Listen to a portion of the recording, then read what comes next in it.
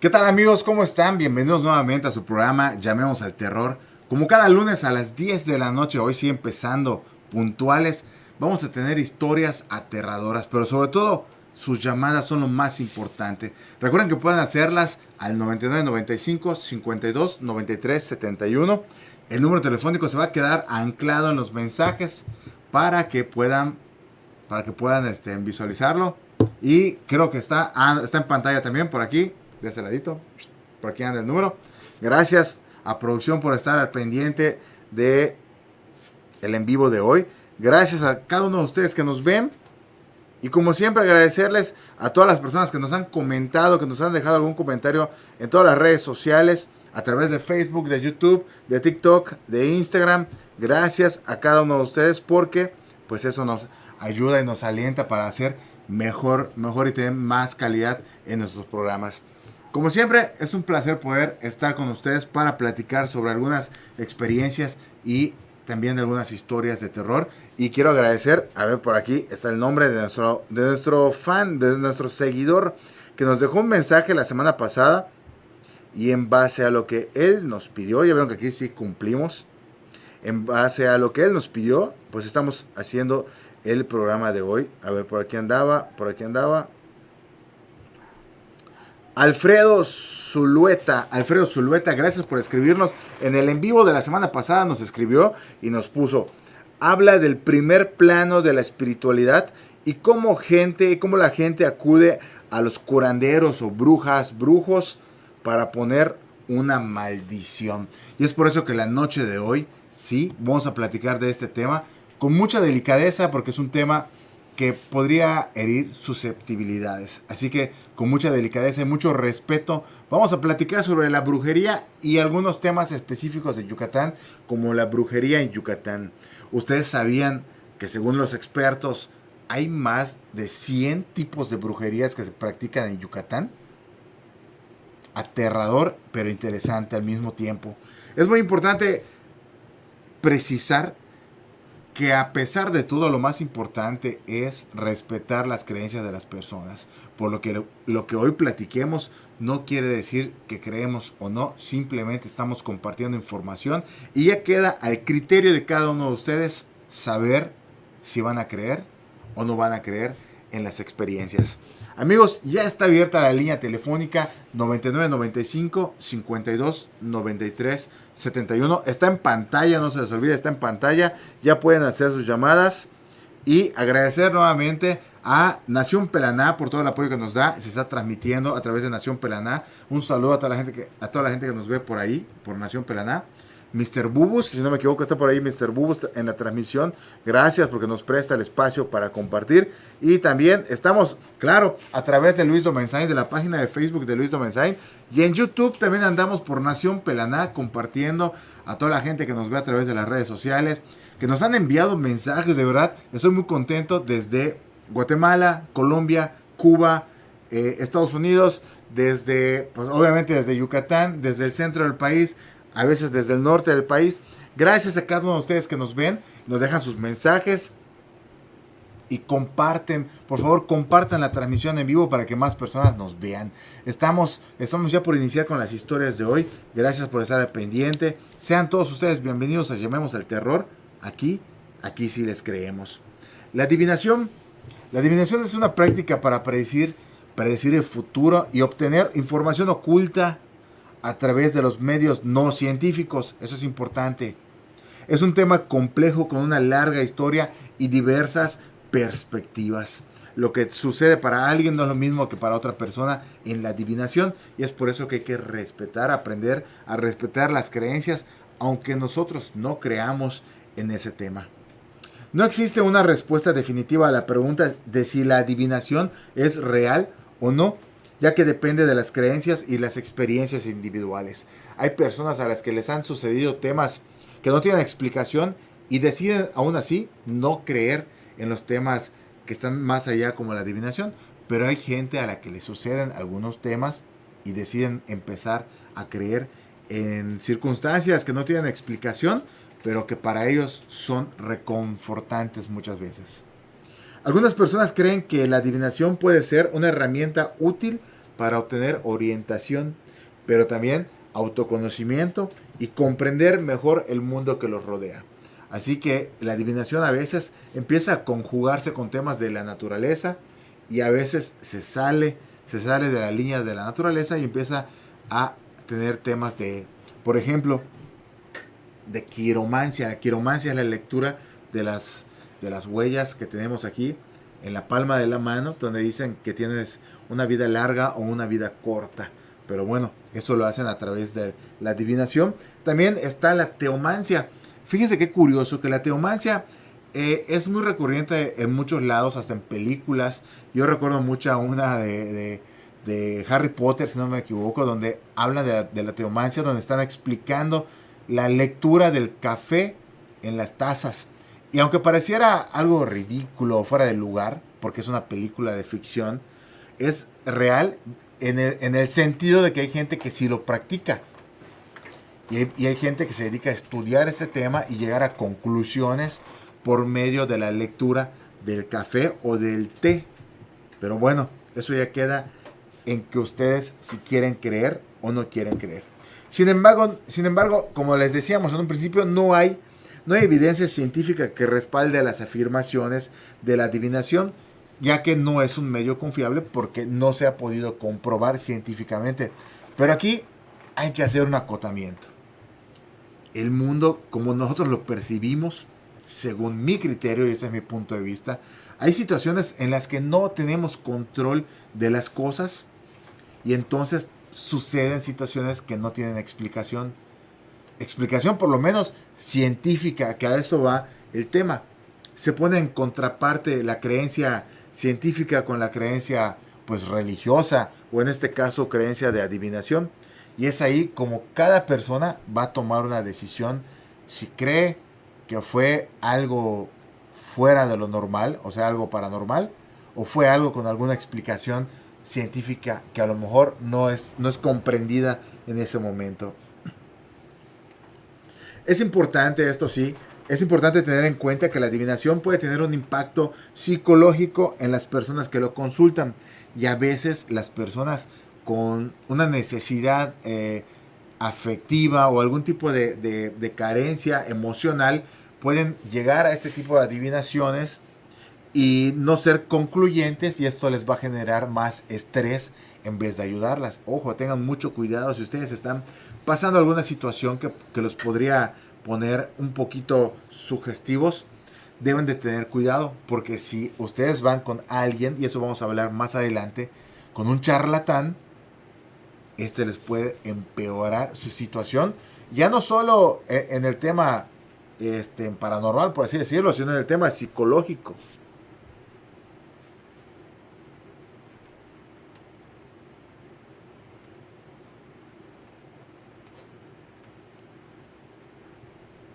Es que, perdón, me llegó un mensaje y estaba observando el mensaje. Todo bien. Bueno, eso es el tema de la adivinación. En resumen, la pregunta, ¿la adivinación es real o no es real? No vamos a poder contestarla de manera más que personal, así que queda en cada uno de ustedes creer o no creer en la adivinación. Y hay que tener cuidado, porque el cuidado va referente al tema religioso. Si tú practicas algún tipo de religión cristiana, hay que tener mucho cuidado, porque en la Biblia se prohíbe que la gente cristiana, que son los seguidores de Cristo,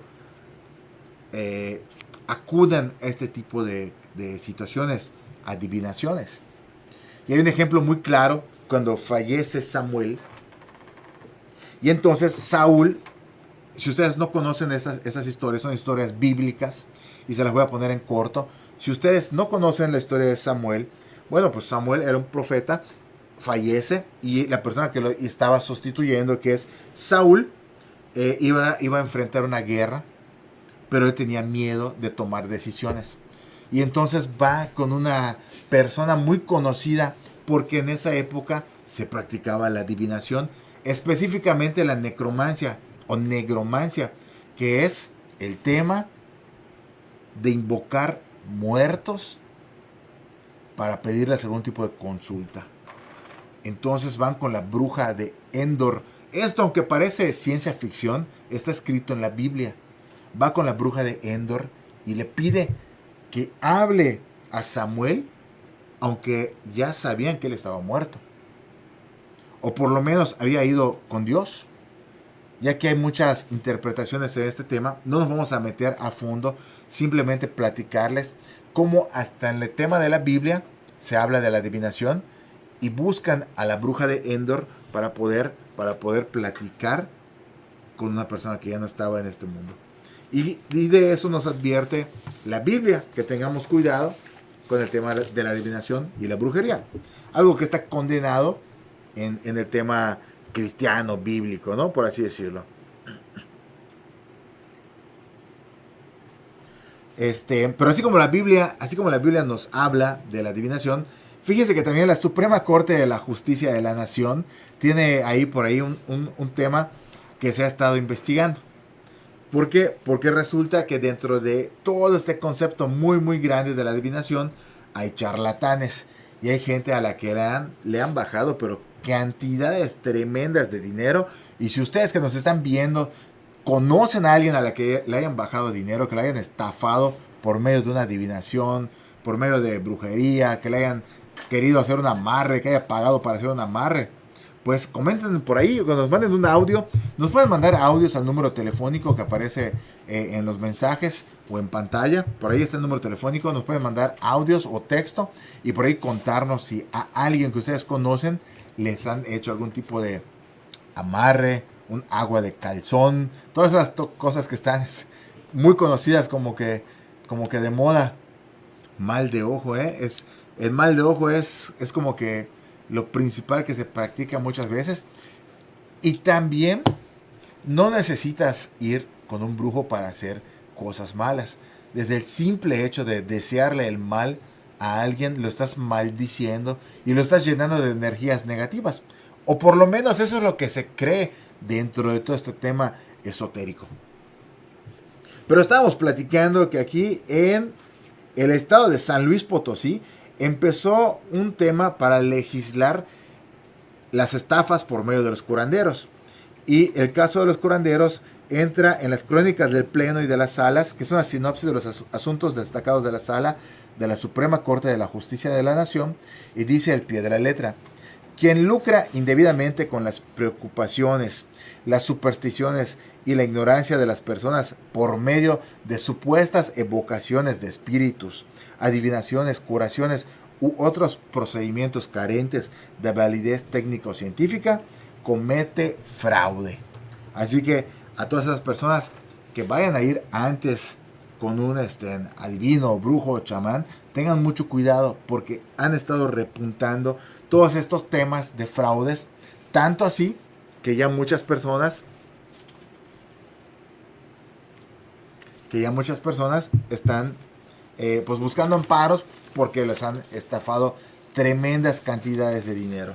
Amigos, estamos ya avanzando aquí en el tema en Llevemos al Terror y nos encantaría recibir sus llamadas o sus mensajes. Nos pueden enviar sus llamadas, sus mensajes, sus audios a través de WhatsApp. No se olviden de también escribirnos en las redes sociales y comentar si alguno de ustedes o algún familiar o amigo ha caído en algún fraude por pedir que les hagan algún tipo de brujería o un amarre o ese tipo de situaciones, ¿no? Platicábamos en un principio que en Yucatán, según las personas investigadoras, reporteros, existen o se practican más de 100 tipos de brujería. Es grandísimo. Lo que pasa es que hay una gran historia y cultura sobre el tema de la cultura maya en las que se practicaban muchas ceremonias y rituales. Pero esto, al llegar la nueva religión, empieza a combinarse y avanzando los años, casi en la actualidad, pues llegan otras religiones como lo es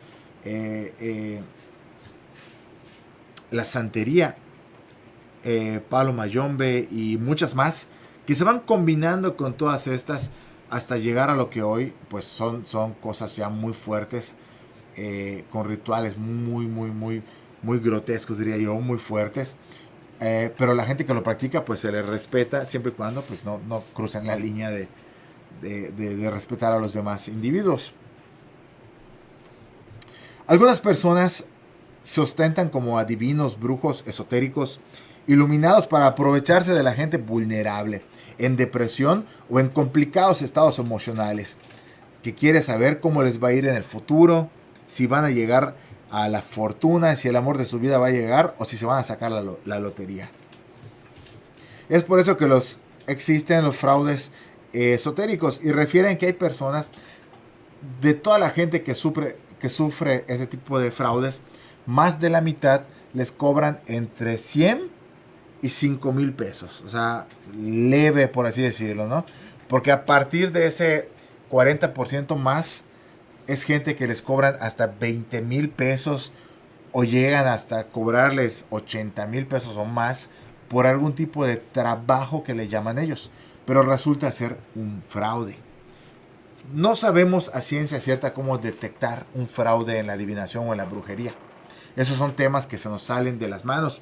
Pero sí recomendamos siempre buscar la recomendación de alguien más. Pero sobre todo, si ustedes no quieren asistir a ese tipo de situaciones, pues las mismas autoridades nos recomiendan apegarse al tipo de creencias que normalmente son las que las personas llevan a cabo para no caer en los fraudes. Primero empiezan con un trabajo leve. Te cobran una poquita cantidad de dinero o te dicen que es gratis la primera consulta. Pero resulta que en esa primera consulta te empiezan a decir que algo traes mal, que estás arrastrando un mal, que se te subió un muerto, que alguien te está haciendo un trabajo. Y entonces, para poder quitarte ese trabajo, van a tener que hacer varias sesiones y cada sesión te va a costar 5,000 pesos. Y así empieza a ser el fraude escalonado y mucha gente va cayendo. Porque la primera vez empiezan a decirte que tú mandes todo, y todo es por medio de WhatsApp, todo es por medio de WhatsApp o redes sociales. Que mandes una foto de la persona a la que quieres trabajar o a la que quieres curar o tú qué vas a hacer, ¿no? Y después de eso te mandan una lista de cosas que tienes que comprar y luego hacer un ritual. Y te mandan un video de cómo hacerlo. Y tú tienes que contestar ese video con otro video haciendo lo que ellos te dijeron. El problema es que tú empiezas a darles información muy personal a todo este tipo de personas. Y ahí empiezan a agarrarse. Y cuando tú ya te quieres zafar porque ves que te están cobrando por todo y te quieres salir, empieza la extorsión. Es que yo ya sé que tú haces, yo ya sé que hiciste eso, yo ya sé que estás haciendo por acá, y te empiezan a extorsionar con tal de que no saquen todo el público, tú les pagues más dinero y ellos pues ya no van a decir nada. Y este tipo de casos son los que están provocando fraude en muchas personas que creen y caen en pues en estos consejos que parecen aliviarte la vida o cambiarte la vida por completo, pero que realmente simplemente le sacan la lana a las personas. Tenemos una historia que contó María. Es una persona que fue estafada. María visitó un sitio de internet que se llama amarresparaenamorar.com, donde ofrecían servicios de brujería y amarres. Ella se contactó vía WhatsApp con una mujer que se identifica como la maestra Amelia, quien le dio informes, proporcionó su nombre completo, teléfono, fecha de nacimiento y los de su pareja.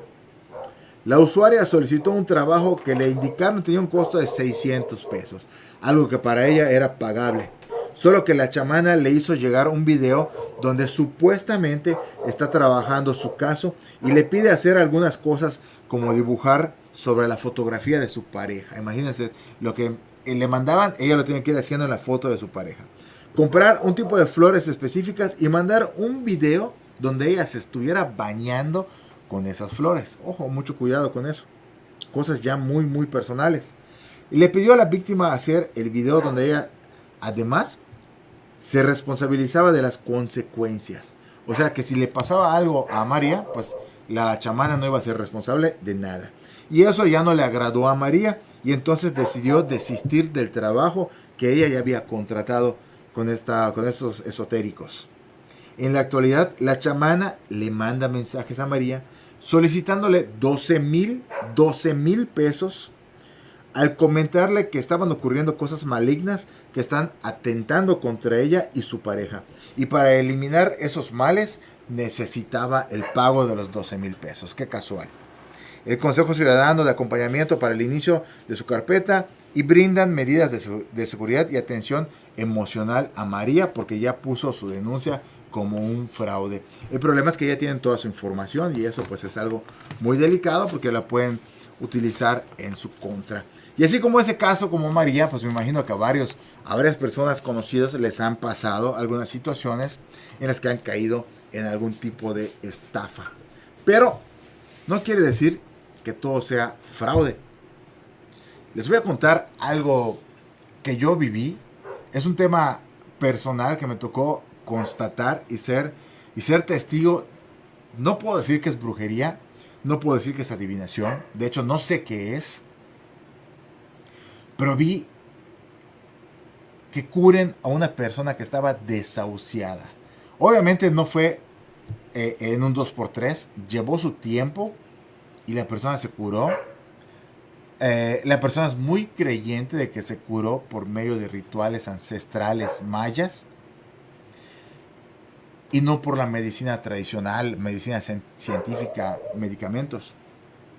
Esa historia ocurre años atrás, pero antes de iniciar la historia quiero recordarles que estamos en vivo todos los lunes a las 10 de la noche y que durante toda la semana nos pueden enviar sus mensajes, nos pueden escribir a través de las redes sociales y nos pueden dejar por ahí todos sus comentarios. Y hoy, los lunes a las 10 de la noche, nos pueden enviar sus audios, sus mensajes o hacer sus llamadas para contarnos algún tipo de historia que les haya sucedido. Hoy estamos platicando del tema de la brujería, si es verdad o no es verdad, la adivinación, ¿se podrá ver el futuro? Pues bueno, hace muchos años me toca conocer una persona en un cenote turístico en el pueblo de Jomún. Resulta que esta persona se cansó al bajar a uno de los cenotes de una cueva y salió, se le bajó la presión. Y cuando salió me puse a platicar con él. Y con una energía muy distinta, él me comenta que está desahuciado y que tiene cáncer en el estómago. Pues alguien que te lo comenta con esa naturalidad, pues como que te saca de onda, porque no es normal que alguien en esa instancia, que ya sabe que en un corto tiempo ya no va a estar con nosotros, lo platique así. O sea, tiene un nivel de aceptación con lo que le va a pasar muy grande. Pero además, ya que él me dijo eso, lo pude ahora sí que verlo y percatarme que sí tenía muchos síntomas de tener esa enfermedad. Estaba completamente flaco, descolorido, muy débil. De hecho, por eso se le había ido la presión y había quedado casi tirado dentro del cenote. Estábamos afuera platicando y entonces faltaban pocos días para que se realizara una ceremonia especial en el lugar que se llama la ceremonia de Hetzlum. Hetzlum es una ceremonia para calmar la tierra, para que la madre tierra, los espíritus guardianes estén tranquilos, según las creencias de los mayas. Y entonces iba a ir un sacerdote maya, un men, a hacer ese ritual. Un compromiso muy grande. Y le platiqué a él, buscando la plática, informándole, contándole las leyendas de Yucatán y todo este rollo, y le gustó, le llamó la atención y me dijo, no seas malo, pásame el número del sacerdote maya, me gustaría hablar con él. Le di los datos y ahí quedó. De verdad que ahí quedó porque pasó muchísimo tiempo, lo vi unas 2-3 veces más, ya muchísimo más desahuciado y calavérico, por así decirlo, en su estado físico. Y pasaron como 3 años y no lo volví a ver. Y le perdí la pista y no supe más. Hasta el año pasado, si no me equivoco. Sí, el año pasado. En una visita de regreso a Jomún, porque ya habían pasado varios años que me quité. Una persona me dice, oye, te están buscando. Yo, ¿quién? ¿Quién me está buscando? ¿Debo? ¿Coppel? ¿Electra? No. Un turista que vino hace años te está buscando ahorita. Me pidió tu número y se lo di. Me dijo que te iba a marcar. Y le dije, bueno, pues no me ha marcado, pero pásame su número y yo le marco a ver quién es. Y me explicó quién era y me acordé de esa persona. Y le marqué, hablamos, estaba muy agradecido, ya habían pasado varios años. Y me dijo, mira, es que quiero hablar contigo en persona, porque te quiero agradecer. ¿Por qué? Digo, es que me salvaron la vida. Y tú fuiste parte de que me salvaran la vida. Yo me quedé extrañado porque yo qué tengo que ver, yo qué hice, ¿no? Platicamos un rato por teléfono, pasaron las semanas y acordamos vernos en un restaurante cerca de la casa. Llegamos, llegó con su mujer y era otra persona completamente. Ya más fortalecido, embarnecido, la cara ya le había cambiado, no tenía las ojeras, no estaba pálido, completamente diferente al que yo conocí, con el que estaba viendo de nuevo en el restaurante para comer. Entonces se sienta junto a mí, junto a su esposa, nos saludamos muy efusivamente, empezamos a platicar y pues a lo que íbamos, yo tenía la curiosidad que había pasado y me empieza a contar lo que sucedió en el tiempo que lo dejé de ver. Después de que yo le di el número telefónico del sacerdote maya del MEN, él pasa unos días y lo contacta y va donde está el jardín botánico y hay un temazcal y empiezan a hacer ceremonias de sanación y rituales mayas. Y él, muy creyente de todo esto, empieza a mejorar. Pero es una mejoría que llevó meses, de 6 a 8 meses. Ojo, la gran diferencia fue que no hubo un costo extraordinario como normalmente cobraría alguien por hacer este tipo de cosas. Ahí yo creo que es una palomita verde, una bandera verde de que las cosas están bien respecto a que no es un fraude. Porque si fuera un fraude, ¿qué es lo primero que hacen? Te empiezan a cobrar, como platicamos hace rato el caso de María, empiezan a cobrarle y por cada sesión le van subiendo 5,000, 10,000, 20,000, hasta que llegan cantidades criminales para poder salvarte supuestamente. Pero en este caso no. Seguían los rituales y las ceremonias y una de esas ceremonias fue muy impactante porque empieza a sacar cosas de su cuerpo esta persona. Y entonces el sacerdote maya le dice, tú lo que tienes no es una enfermedad, no es cáncer como te están diciendo. Tú tienes algo malo dentro. Y es más, tú lo metiste a tu cuerpo sin que te des cuenta. Empieza la explicación entonces del joven de cómo una de sus tías era practicante de la santería y de otro tipo de cosas, rituales muy fuertes en los que empezaron a hacer hasta sacrificios de animales. Ahí a mí ya me empezó a dar miedo.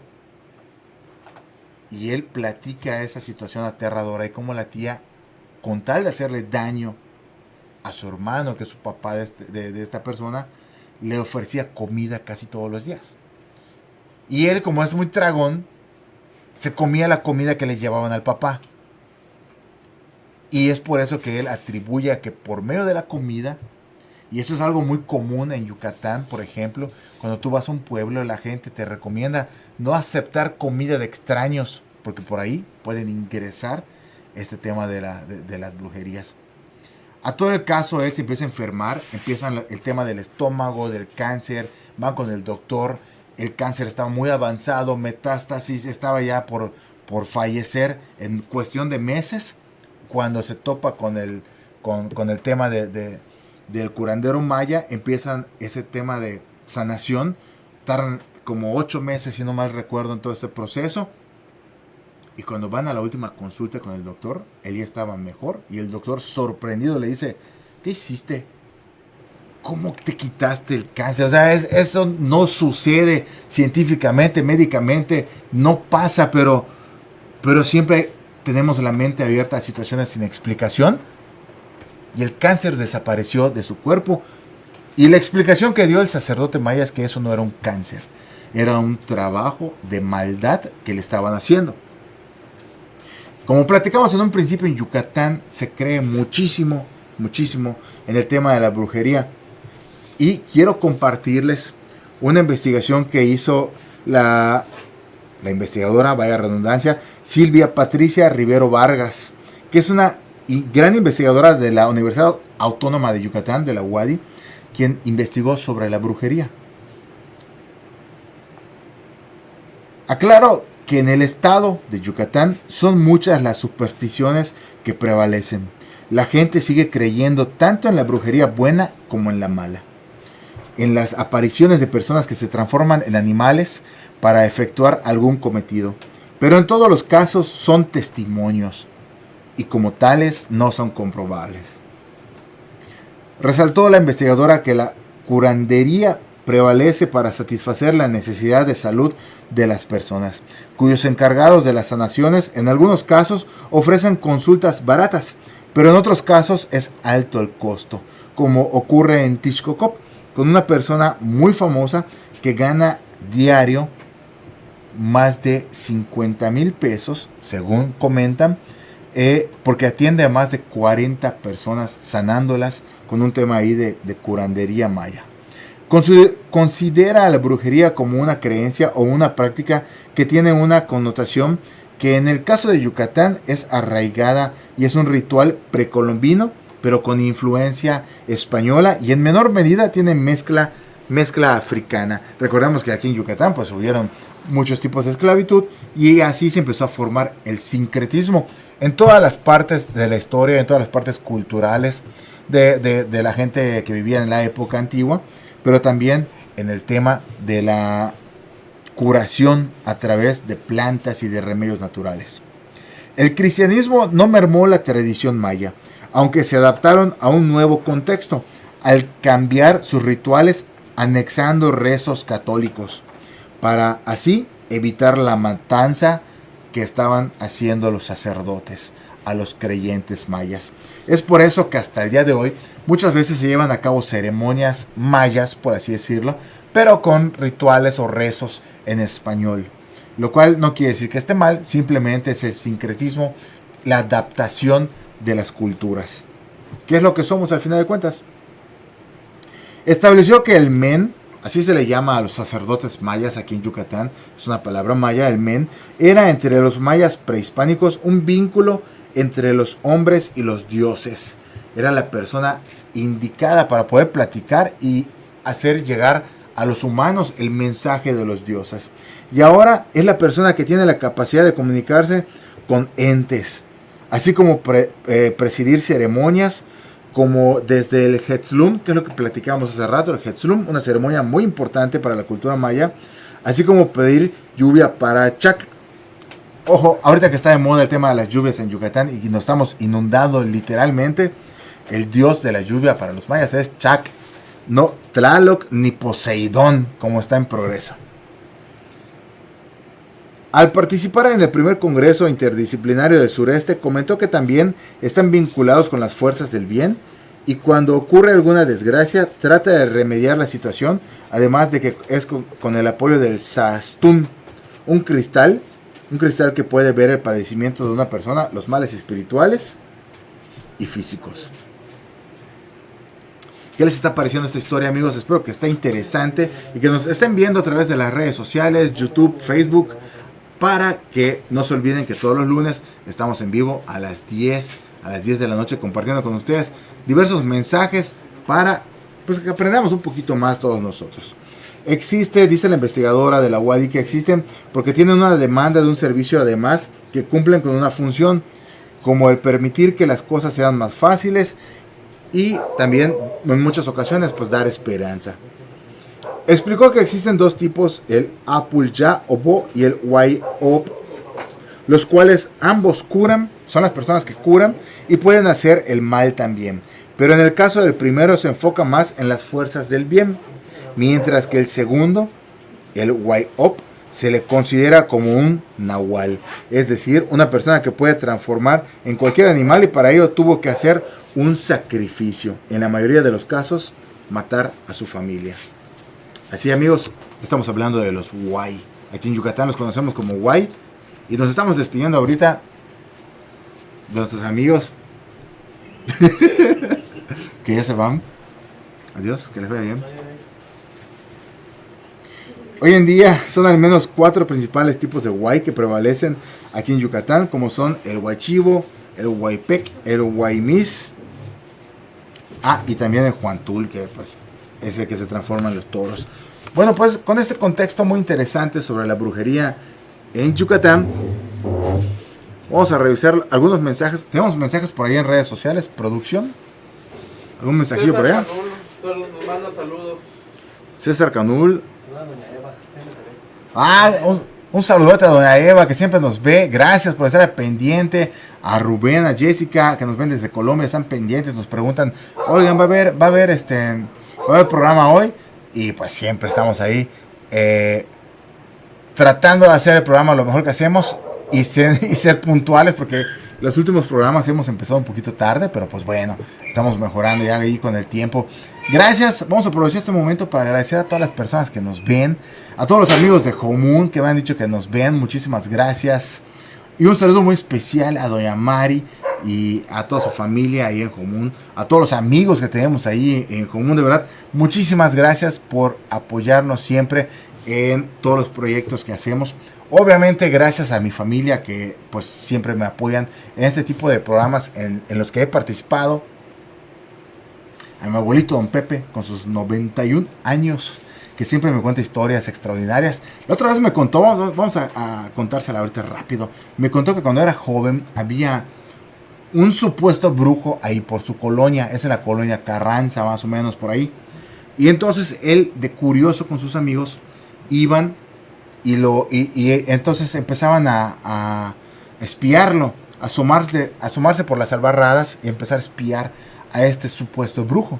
Entonces don Pepe era un jovencillo, hace más de 70 años para atrás. No más, ahorita tiene 91, estaba más chavito, como 80 años para atrás, tenía como 11 años. 80 años para atrás, imagínense. Entonces vigilaban a este vecino porque era la curiosidad les llamaba. Y resulta que de verdad ese señor se metía a una cueva, cuenta don Pepe, mi abuelo, y le llamó la atención. Entonces una vez que el señor salió de la cueva, curiosos fueron varios de sus amigos y entraron a la cueva. Y encontraron en la cueva pues varios símbolos que él al día de hoy no recuerda muy bien. Pero lo que sí se acuerda muy bien es que habían algunos restos de animales que supuestamente el señor les había quitado la vida. Y había un libro negro.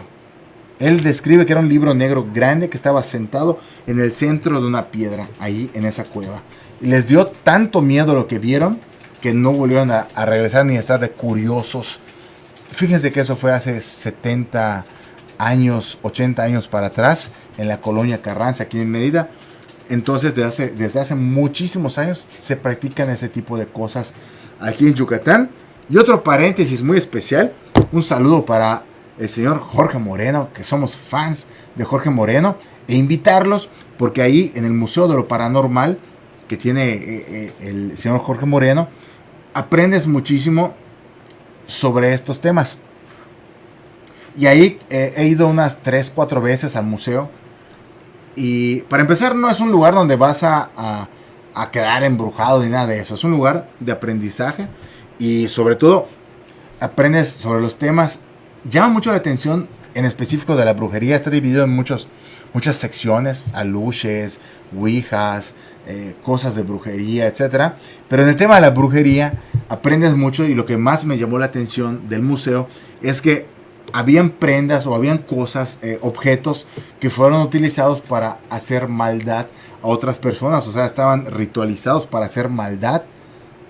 Y eran cosas tan sencillas que nunca te lo ibas a imaginar, como un pequeño radio, como un adorno que fue hecho para hacer maldad y fue llevado entregado a la persona que iba a ser, pues, la que iba a padecer los males, como un regalo. Y pues nunca vas a sospechar que un objeto tan sencillo fuera lo que provocara en muchos casos que perdieran la vida algunas personas. Pero sí, en fin, si tienen la oportunidad de visitar el Museo de lo Paranormal, se los recomiendo muchísimo. Y hoy queremos hacer algo especial que le había comentado el productor y me dio luz verde. Es leer algunos comentarios, porque nos dejaron algunas preguntas en los comentarios. Así que por aquí andaban, en lo que voy buscando. Como decimos en Yucatán, lo busco y no lo busco. Gracias al dragón, el dragón desde Piedra de Agua compartió en el vivo, muchísimas gracias. El dragón, saludo dragón, estamos pendientes para ir a la casa de tu cuate Gus para hacer una investigación, porque dicen que ahí asustan tremendamente. Y además pues unas entrevistas ahí con el dragón en su programa. Síganlo por ahí, que lo vean al dragón. hay una publicación que tenemos en la página de Luis Domenzain a través de Facebook. Si tienen oportunidad, si quieren conocer más de las leyendas, historias y varios temas, pueden entrar a Facebook, luis.domenzain, y por ahí hay muchísima información. Y hay una publicación que les gustó mucho a las personas y han entrado en controversia, han estado platicando, haciendo preguntas, haciendo confirmaciones. Para mí las leyendas son muy importantes, sobre todo las leyendas de Yucatán, más que la forma de la leyenda, el fondo. Y para mí el fondo de la leyenda es poder transmitir la cultura maya. Que no se pierda esa manera de transmitir historias y cosas padrísimas, aprendizajes sobre la naturaleza, sobre cómo cuidar ciertos animales. Y aquí en Luis Domenzain, en la página de Facebook, pues platicamos muchísimo de eso, damos algunas recomendaciones y aquí está. Ok, es una publicación del 17 de junio. Tiene 231 comentarios. No creo que nos alcance a leer todos, pero vamos a leer algunos. Y les voy a leer de qué trata la historia. Porque es una leyenda o es una historia, es algo que sucede. Muchas veces las leyendas se van contando de generación en generación, se van adaptando a las situaciones, se van adaptando a las circunstancias, se adaptan hasta el mismo pueblo.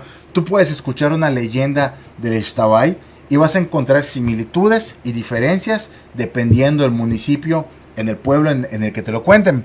Puedes escuchar la leyenda de los aluches, la leyenda de los Huay, del Huaypec, del Huaychivo, de las grutas, de los cenotes, de Tzucán. Tantas leyendas mayas, tantas leyendas de Yucatán, pero se van adaptando a las situaciones. En mi caso particular, a mí que me apasionan las leyendas, no creo que exista un solo tipo de leyenda, pero ese es mi punto de vista. Aunque hay gente que se dedica a la investigación antropológica, social, y tienen métodos científicos para investigar las leyendas y entonces llegar a un tipo de leyenda.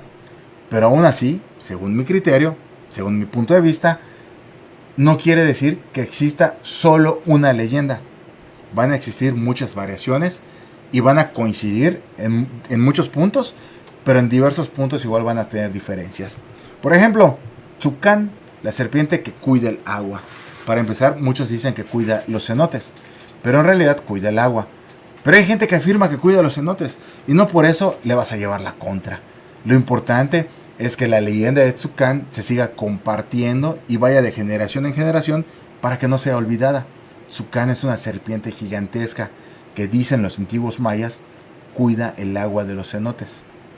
Y tiene diferentes versiones, pero las que más apuntan a Tzucán es que tiene un crin como si fuera de un caballo, o sea, estas colitas que tiene el caballo a un costado de su cabeza, que es gigantesca. La gente que lo ha visto, que ha visto a Tzucán, la describen del grosor de un tronco, pero así muy, muy grande. Hay quienes dicen que vuela, hay quienes dicen que no. Antes de conocer una historia que hablaba de que Tzucán volaba y que luego esa historia dicen que no era real, antes de conocer esa historia, ya me habían contado en un pueblo que se llama Cacao la historia de Tzucán en un cenote que está allá en Cacao, y que en ese cenote veían salir volando a la serpiente, a la culebra. Entonces hay como que las adaptaciones, en fin, lo importante es que se sigan manteniendo las leyendas y las sigamos contando, es lo importante. Bueno, vamos con la historia de esta noche.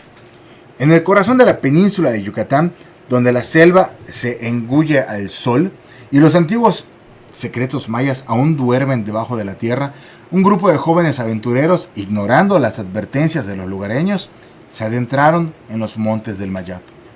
Llenos de arrogancia y de sed de adrenalina, se aventuraron sin guía local, sin mapa ni brújula, solo con su brújula interna y la certeza de que su juventud los protegería de cualquier peligro. 2 días después de haber establecido su campamento bajo la sombra de una ceiba, que es un árbol milenario, sus maletas desaparecieron sin dejar rastro. La confusión y el miedo se apoderaron del grupo, pero su orgullo les impedía regresar. Yo creo que lo primero que pensaron no fue en temas de leyendas ni en aluches. Habrán pensado que alguien los estaba persiguiendo y les habrá robado las maletas. Esa noche la oscuridad se intensificó. Los sonidos de la selva y de los montes se enfrentaron en una cacofonía de lamentos, y los vientos susurraban sus nombres como si los llamaran hacia un destino infausto. Al amanecer, uno de ellos, una joven llamada Juanita, había desaparecido sin dejar rastro. Fíjense que hay muchas leyendas que platican que es muy malo entrar a los montes, sobre todo en esta zona del Mayab, y realmente se dice en muchas partes del mundo, en los bosques, en los montes, es malo entrar solo, es malo entrar y no tener respeto, aunque entres en grupo. Y si alguien te hablan por tu nombre, no contestes, no voltees a ver, ignora y sigue tu camino. Muchas veces también se hablan de silbidos, que si te empiezan a hablar por silbidos y tú contestas el silbido, puede ser peligroso porque te pueden confundir en los montes. El terror se apoderó del grupo, desesperados por encontrar a Juanita y escapar de la selva. Intentaron regresar por donde habían venido, pero el camino había desaparecido, tragado por la maleza, como si la selva misma los hubiera atrapado en un seno. Bueno, de este tipo de cosas también se platican en Yucatán, sobre cómo los montes te pueden perder por no tener respeto, a veces por entrar al mediodía, que es la hora sagrada donde se liberan muchas energías. Hay que tener mucho cuidado. Pero todo esto lo aprendes por medio de las leyendas y por eso es importante conocerlas. A veces las historias se vuelven un poquito fantasiosas, pero no quiere decir que no sean reales. Tú no sabes a quién le sucedió, y a veces a quien le sucede no las cuenta porque sabe que difícilmente alguien le va a creer. Uno a uno los jóvenes fueron cayendo víctimas de la maldición que pesaba sobre los montes. Enfermedades extrañas los consumían, sus ojos se nublaban y la locura se apoderaba de sus mentes. Los vientos susurraban sus nombres con mayor intensidad, como si los condenaran a la eternidad en la selva de los montes. En un último acto de desesperación, los jóvenes sobrevivientes encontraron una gruta oscura y profunda en la ladera de un cerro. Este fragmento provocó algo de controversia porque al tratarse de una leyenda que sucedió en Yucatán, o una historia que sucedió en Yucatán, hubieron personas que dijeron que los cerros no existen en Yucatán. Y déjenme decirles que sí. En Yucatán, aunque predominan las planicies, existen los cerros. Y, por ejemplo, está el Cerro de Muna y sobre todo el Cerro de Ticul y el Cerro de Tecash, que es una sierrita, es el nombre que tiene, pero sí alcanzan unos 200 metros de altitud o más. Y sí, hay cerros en Yucatán. Y entonces entran a la gruta oscura con la esperanza de encontrar refugio y una salida. Se adentraron en la oscuridad, ignorando las advertencias de la selva que rugía a su alrededor. Desde ese día nadie volvió a verlos. Los montes del Mayab se tragaron al grupo de aventureros como si la selva cobrara venganza por su arrogancia y falta de respeto hacia la milenaria cultura maya. Aquí quiero hacer un punto muy importante. En Yucatán, hasta el día de hoy, se dan casos de gente que desaparece en los montes. Más allá que podamos encontrar alguna explicación de que se perdió por no tener cuidado, se perdió por esto, lo otro, porque cayó una tormenta y no tenía la manera de salir, hay personas que sin explicación desaparecen en los montes y según las creencias mayas, a veces son llevados por los guardianes de los montes, seres mitológicos de la cultura maya, para ser enseñados y luego regresaran como sacerdotes mayas, como men, para poder ayudar a las poblaciones. Pero muchas veces las personas no regresan de los montes. Esto es real lo que les acabo de comentar, pero estamos platicando de esta historia. Su historia se convirtió en una leyenda, un susurro entre las hojas de los árboles, una advertencia para aquellos que osaron desafiar los poderes ancestrales que aún habitan en los montes del Mayab. La tragedia del grupo de campistas es un recordatorio de que la cultura maya no es solo un conjunto de ruinas y leyendas, sino una fuerza viva que debe ser respetada. Adentrarse en sus tierras sin conocimiento ni respeto es jugar con fuego, un fuego que puede consumir hasta la última alma. Bueno, pues esta historia les gustó mucho en las redes sociales Y pues ha tenido muchos comentarios, ¿no? Desde comentarios vacilando, comentarios haciendo preguntas, comentarios diciendo que esto es real, comentarios rebatiendo que no es real. Pero bueno, al final, este tipo de historias que son como leyendas quedan al criterio de ustedes. Y ustedes deciden si quieren creer o no. Pero yo algo que puedo confirmarles es que en Yucatán, en los montes, cuando uno va, debe tener mucho respeto. Y si uno le pregunta a un habitante de los pueblos sobre los montes de Yucatán, te va a decir que hay que entrar con mucho respeto, ser agradecido y siempre ofrecer algo como agradecimiento o una ceremonia. No necesita ser algo grande, puede ser un buen pensamiento del corazón, pero siempre entrar con mucho respeto a los montes de Yucatán, porque de verdad pasan cosas increíbles. Y muchas de las personas a las que les sucede simplemente no las comentan porque pues difícilmente te crean. Vamos con algunos comentarios. Roberto Cervantes: en la península de Yucatán no hay cerros. El que escribió esto no tiene ni idea de lo que es la península de Yucatán. Pues mi estimado Roberto Cervantes, déjame decirte que sí hay cerros en Yucatán. Y le contestó Rancho Monteviejo, a quien enviamos un saludote: con todo respeto te comento que en Yucatán sí hay cerros. La Sierrita Puc, lo que platicábamos, la Sierrita Puc que inicia por ahí de Campeche y termina internándose hasta el territorio de Quintana Roo, es correcto, y por ahí pasa por Muna, por Ticul, por Tecash.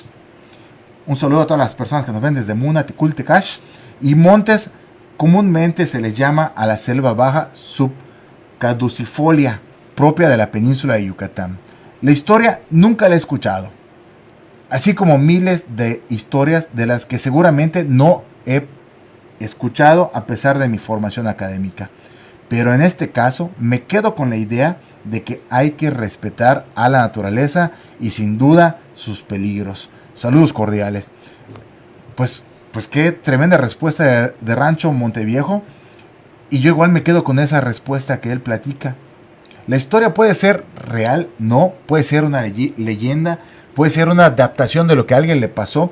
Recuerden que la leyenda conserva partes reales y conserva partes de fantasía para explicar o para dar a entender algo que debes de hacer o no debes de hacer. En este caso la historia nos hablaba de la falta de respeto que tuvieron los jóvenes al adentrarse así nada más a los montes y tuvieron pues un final terrible. Algunos nos preguntaban que cómo supieron la historia, que quién la contó al final. Pues bueno, en los pueblos las historias llegan por sí solas y se van contando. Y ahí van sacando experiencias para no cometer los mismos errores. Muy bien, amigos, estamos llegando al final de nuestro programa. Quiero recordarles que estamos en vivo todos los lunes a las 10 de la noche para platicar con ustedes sobre diferentes temas, pero sobre todo para poder escucharles con sus llamadas, sus mensajes y sus audios a través de la línea de WhatsApp. Por ahí anda en pantalla o en el mensaje anda la línea de WhatsApp para que nos dejen por ahí sus comentarios o sus llamadas, que son muy importantes para nosotros. A ver, por aquí tenemos a Álvaro Osorio que nos dice: esta historia no es una leyenda, jamás la había escuchado y nadie sabe de ello. Bueno, estás afirmando algo que no puedes saber, porque no estás en todos los municipios al mismo tiempo.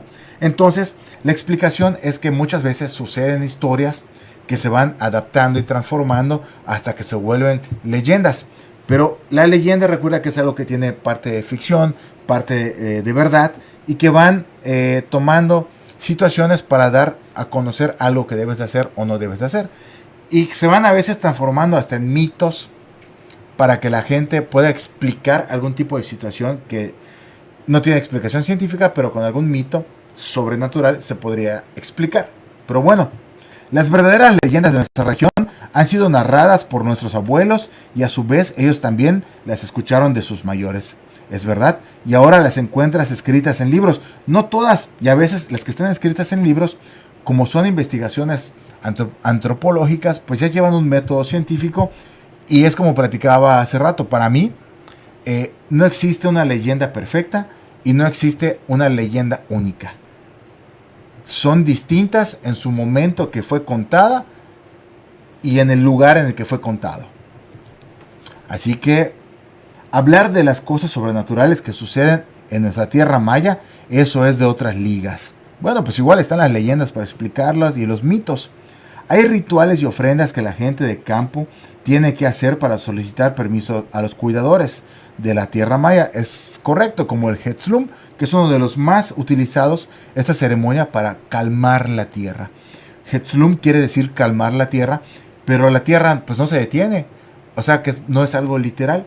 Es un estudio muy profundo el tema de la cultura maya, no acabaríamos en un solo programa y es tan extenso que para mí lo importante es compartir las leyendas y que se cree este tipo de controversia para llegar y platicar sobre las diferencias, pero sobre todo que se siga platicando de las leyendas de Yucatán.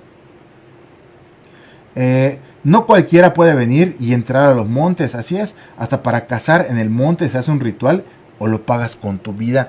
Fíjense que hay una experiencia antes de terminar el programa, vamos a terminar con esa experiencia sobre los fallecimientos que hay alrededor de la cacería. Y también platicábamos en la página de Luis Domenzain sobre la cacería, los tipos de cacería que hay, que se practican en la región, que pues han sido transmitidos de generación en generación, como hacer chuk. Chuk es pues prácticamente subirse a un árbol o estar escondido y esperar a que la presa llegue. Muchas veces esto se hace en las milpas, porque en las milpas es donde entran los animalitos a comerse las verduras. Entonces los cazadores no necesitan estar en grupo, pueden ser en pareja o hasta solos, que no es nada recomendable ir solos. Se suben a los árboles o se esconden y ahí están esperando a la presa. Hay muchas leyendas sobre este tipo de cacería chuk, donde hay personas que han visto entrar un gran venado a la milpa y cuando hacen los disparos simplemente no le dan, y como si atravesaran los cartuchos al venado. La gente explica que es aire y es una manera de advertirle al cazador que está en un momento que no es el correcto, en un lugar que no es el correcto, y si no se retira del lugar puede tener un accidente, como bien platicaba Álvaro Osorio. Y hay otro tipo de cacería que es donde más accidentes hay, que es el de la batida, donde se guarda un grupo de cazadores por aquí y otro grupo va correteando o llevando a las presas hacia ese grupo que está escondido. Y cuando ya están pasando por ahí tienen algún tipo de aviso y entonces activan sus armas. Y ahí es cuando suceden los accidentes. Hay historias reales porque a la gente que le sucedió lo cuenta. Y hay historias que contó la gente que estuvo por ahí y que a lo mejor le contó a alguien más sobre cómo aseguran haber visto que era un venado, hacen el disparo y entonces cuando se acercan a ver a la presa, que supuestamente era un venado, era su compañero de cacería. Y sin mencionar dónde sucedió, hace unos meses para atrás, aquí en Yucatán pasó. Y se trató de una familia donde el hijo terminó quitándole la vida al papá en un accidente así, porque el joven promete, jura y perjura que era un venado, que él vio un venado frente a él, no perdió la oportunidad y ahora pues el papá ya no está en este mundo. Una historia súper trágica, pero que regresa a estos principios de tener agradecimiento, de escuchar las leyendas y poder compartirlas, pero sobre todo conocerlas y saber que a veces hacemos cosas malas por entrar así nada más y no tener respeto. A ver, Echeverría Herrera Oli le contestó a Álvaro: a ver, ¿te sabes alguna leyenda del baile de los muertos? Baile de los muertos, esa ni yo me la sé. Pero bueno, no quiere decir que no exista la leyenda. Y luego Álvaro Cetina le contesta unas cosas que pues no voy a leer. Y luego empiezan a pelearse. Bueno, cada quien demuestra su educación.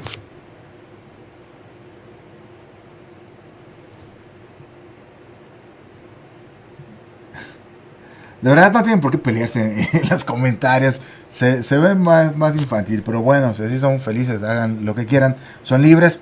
Siempre y cuando se respeten con las demás personas. Lo importante es respetar y compartir las leyendas de Yucatán. Alberto Calixto comenta, ¿tanto así? Sí, he escuchado que los animalitos tienen dueños. Sí, hay muchas leyendas sobre los animales y los dueños de los montes. Ya para despedirnos, vamos a ver si encontramos algún comentario que nos llame la atención.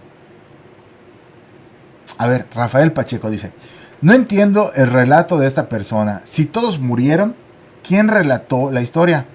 ¿Y cómo sabe que primero desaparecieron 2 sin dejar rastro? ¿Y cómo supo que los demás se metieron en una cueva? Y todos los sonidos que se escuchaban, si nadie sobrevivió, muy chafa su historia. Pues bueno, déjame decirte, mi estimado Rafael Pacheco, que dentro de la cosmovisión maya, de la mitología maya y de las leyendas de Yucatán, existen muchas historias que son generadas a través de manera oral y van pasando de generación en generación, como platicaba un comentario anterior, por los abuelos y los abuelitos. Y muchas de ellas son adaptaciones de cosas que van sucediendo. Y la finalidad de la leyenda o de la historia es que tú tengas cuidado de entrar a los montes de Yucatán, que no entres sin ser agradecido, que tengas cuidado de entrar a las grutas. La importancia es esa, que tú aprendas una lección de las historias que se cuentan. Decir que es chafa es como decir que el Ixtabay es chafa. Decir que es chafa es como decir que Tzucán, la serpiente que cuida el agua, es chafa, solo porque no la has visto. Pero en fin, las leyendas están para eso y la página de Luis Omensain está para todo eso y más. Son demasiados comentarios. A ver, uno más. Aquí viene. Hay una sierrita. A ver, Luis Alberto Jiménez Paredes comenta. Hay una sierrita donde se encuentra Uxmal, es correcto, y una zona arqueológica llamada Oxquintoc, está por Maxcanú. Y a esos escasos 5 kilómetros de esa zona existen unas cavernas muy profundas. Nosotros visitamos ambos lugares y nos gustó mucho conocer Oxquintoc. Y también visitamos las cavernas. Oxquintoc y Calquetoc está por ahí. Si tienen oportunidad de visitarlos, visítenlos, están espectaculares. También visitamos las cavernas, es decir, entramos a una de ellas guiados por una persona que se encargaba de explicarnos lo que encontrábamos en el recorrido, que dura más o menos 1 hora. Obviamente llevábamos unas linternas que nos proporcionó el guía, obvio, nos cobró por su trabajo. Espectacular aventura. Qué padre que disfrutan y disfrutan de una manera muy padre los lugares mayas y ancestrales. Tere Aguilar comentó, muy merecido lo tienen por no respetar a nuestros ancestros y a nuestros montes. Pero bueno, vamos a dejar hasta ahí los comentarios. El próximo lunes comentamos un poquito más sobre la página de Luis Omensain y estos comentarios que son, ¿cuántos? 231 comentarios. Gracias, de verdad, gracias a cada uno de ustedes que nos ven. Gracias por llegar hasta ahorita, al final del en vivo. Les recuerdo que nos vemos todos los lunes a las 10 de la noche para platicar sobre las leyendas de Yucatán, sobre diferentes temas, pero sobre todo para escucharlos aquí en Llevemos al Terror, porque aquí sí les creemos. Amigos, muchísimas gracias. Mi nombre es Luis Omensain. Nos despedimos y nos vemos el próximo lunes. No se olviden que nos pueden enviar sus mensajes en cualquier momento. Gracias, estamos al pendiente.